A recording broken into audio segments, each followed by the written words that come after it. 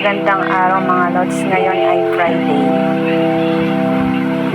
Happy Friday po sa inyo. Time check is 5 p.m. Ako po ay pupunta sa school para sunduin po yung pangalan kong anak. Ito po yung way papunta dun sa school nila. Medyo malapit lang naman po ito sa amin. Ilang minutes lang.